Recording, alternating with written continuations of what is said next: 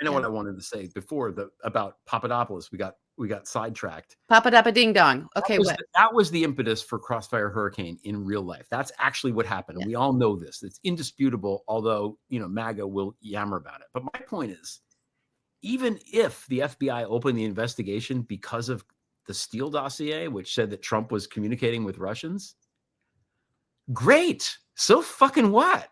This is the guy who headed the Moscow desk for MI6 and worked with the FBI for years and years and years. Hair on fire, insofar as he's not really a hair on fire type of person. But if that's coming from this source, then not only maybe it's important to pay attention to it. Yes, even if it did spark John McCain did. Yeah, good. That's what we want to have happen. We don't want the FBI to be like, oh, really? I don't know. Which is, by the way, what they did. They just kind of sat on it. They sat on it. And I think the reason this interview is important, and I'm glad you did it, and I can't wait to listen to it, is it's you don't just stop working for those people.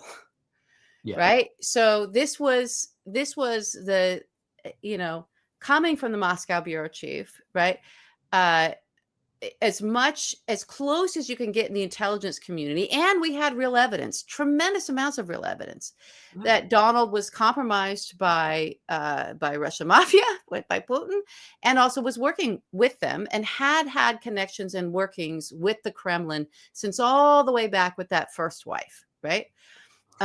So with that, it's important to just not only not memory hole that, but not dismiss it as, okay, we didn't see any justice result to this, so therefore we don't have to pay attention to that. He's still on the hook with these people, and Russia interfered in our election, this past election, calling in bomb threats into polling stations, evacuating those polling stations, and those stations are where the votes were all, we're in swing states. So and that's only what we know about. Yeah, and that's only what we know.